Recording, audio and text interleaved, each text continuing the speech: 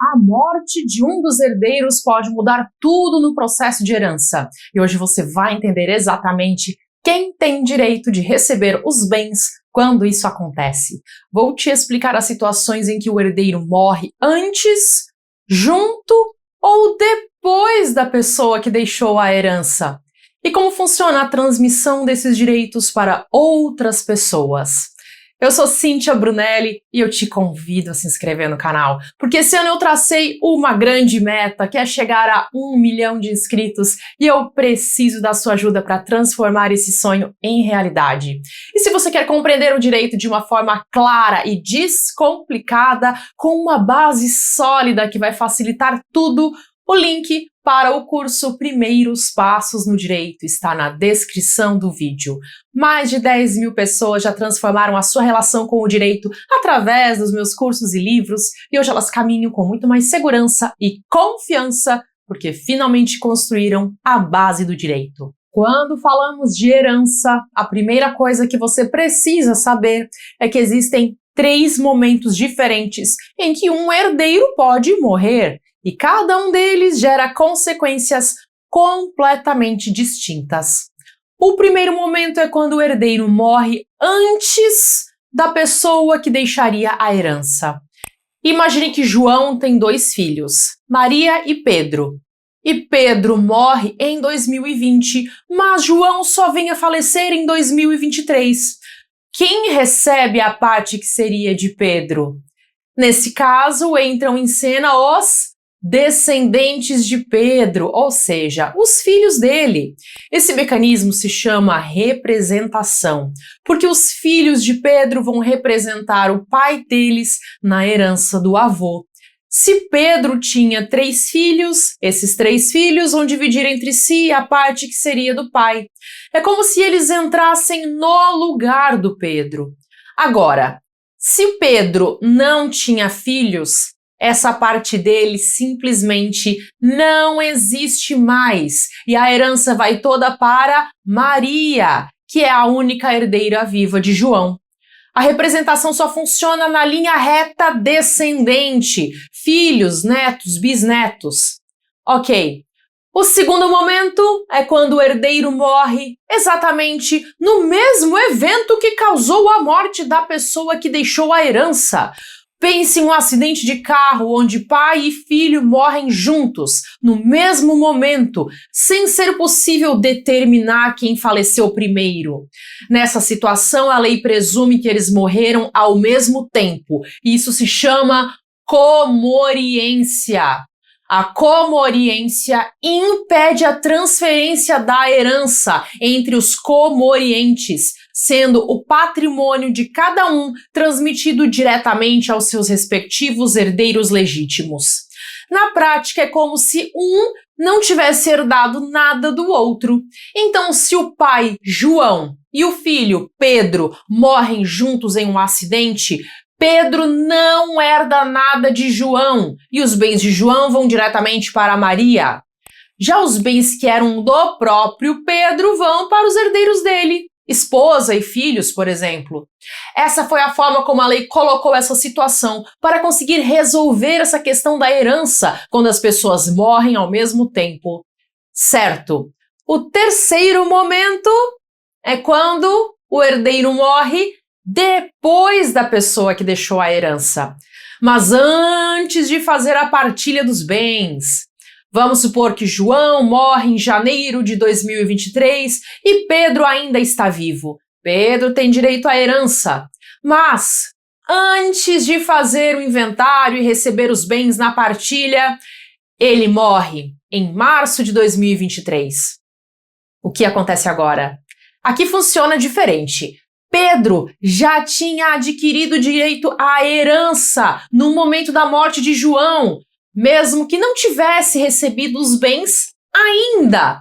Então essa parte que seria de Pedro agora faz parte da herança dele mesmo. Os herdeiros de Pedro, esposa e filhos, vão receber essa parte na hora de dividir os bens de Pedro. É como se Pedro tivesse deixado para sua própria família aquilo que ele herdou de João. Esse mecanismo se chama transmissão. A diferença entre representação e transmissão pode parecer confusa, mas ela é muito importante de ser compreendida. Na representação, o herdeiro morreu antes, então os descendentes entram no lugar dele, como se ele nunca tivesse recebido nada.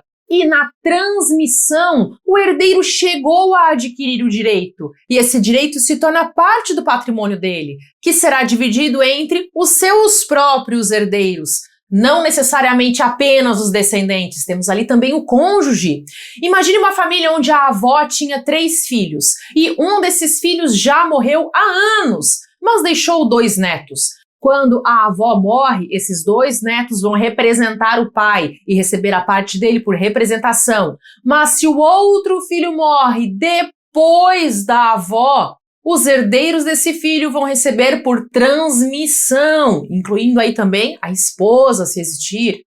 Existem também situações em que o herdeiro perde o direito à herança, mesmo estando vivo. Isso acontece nos casos de indignidade e deserdação. Se um filho tentou matar o pai, por exemplo, ele é considerado indigno e não pode herdar. Se isso acontecer e esse filho indigno já tiver morrido, os descendentes dele também não recebem nada, porque a indignidade corta o direito na raiz. É diferente da morte natural do herdeiro. Outro ponto importante é que tudo isso vale para a herança legítima, aquela que a lei determina quem recebe. As coisas ficam um pouco diferentes em caso de herança testamentária, quando a pessoa deixa um testamento. Se você fez um testamento deixando bens para alguém e essa pessoa morre antes de você, o que você deixou para ela volta para um montante geral, o espólio, a menos que você tenha nomeado um substituto no próprio testamento. Você também pode indicar no testamento que se fulano morrer, os bens vão para os filhos dele. Tudo depende do que está escrito no testamento. Compreender como funciona a sucessão quando um herdeiro morre é essencial para evitar confusões, brigas familiares e até prejuízos financeiros. Muitas pessoas perdem direito simplesmente porque não sabem como a lei funciona nesses casos. Se você chegou até aqui, deixe o seu comentário com a frase: todo mundo deveria conhecer o direito. Todo mundo deveria conhecer o direito. Sabe, aprender direito não é uma questão de ter um talento especial ou de nascer com um dom para isso. Qualquer pessoa pode aprender, desde que tenha vontade de verdade. O problema nunca foi falta de capacidade. O problema é que a maioria das pessoas nunca teve acesso a uma base sólida, e isso pode ser resolvido. Eu mesma já passei por dificuldades quando eu estava começando a entender o direito, porque tudo parecia desconectado e muito confuso. Mas quando eu descobri quais eram os pilares, aqueles conceitos que sustentam tudo mais, a minha vida mudou completamente. E agora eu quero que você também tenha acesso a essa base. Você já se sentiu perdido tentando entender o direito? Já teve a sensação de tentar compreender alguma coisa e não conseguir enxergar o todo? Já sentiu aquela insegurança porque faltava clareza sobre como as coisas realmente funcionam? Isso não é culpa sua. O nosso sistema é que é falho, pois não se ensina o direito para o cidadão, para as pessoas, algo que é tão importante e que todo mundo deveria saber. E mesmo nas faculdades, muitos não conseguem ensinar a lógica que existe dentro do direito. Muitos professores jogam a informação, mas não conectam os pontos, e você fica ali tentando entender, tentando acumular conteúdo, sem conseguir usar de verdade. O curso Primeiros Passos no Direito foi criado exatamente para resolver isso. Ele é o caminho para você sair da confusão e ganhar clareza, para você parar de se sentir inseguro e começar a ter confiança de verdade. Quando você domina a base, tudo que vem depois fica fácil de entender. É como aprender a ler. Quando você sabe as letras, qualquer texto depois fica acessível. O curso Primeiros Passos no Direito é fácil de entender e foi feito para qualquer pessoa, não importa se você nunca estudou direito na vida. Você tem capacidade de aprender e eu vou te provar isso. E você pode testar o curso sem risco nenhum, porque ele tem 7 dias de garantia. Se você achar que o curso não é para você, é só você pedir o dinheiro de volta. Simples assim. O link para acessar o curso Primeiros Passos no Direito está na descrição do vídeo. Mas olha, Se agora ainda não é o momento para você entrar no curso pelo motivo que for, tá tudo bem também. O curso é a forma mais rápida de construir essa base, mas você também pode continuar aprendendo pelos vídeos gratuitos aqui do canal. Se você assistir alguns vídeos todos os dias, em pouco tempo você já vai perceber uma diferença enorme no seu entendimento. E eu vou te falar uma coisa. Existem pessoas poderosas que preferem que você não conheça seus direitos, porque quando você conhece, fica muito mais difícil te manipular. Conhecer o direito é uma forma de proteção, é você cuidando de si mesmo. Então, seja como for, continue aprendendo. Agora eu te convido a assistir uma lista de vídeos gratuitos que eu separei aqui para você clicar e aproveitar. Assista pelo menos mais um vídeo hoje, porque cada vídeo é um tijolinho na construção da sua base. Até!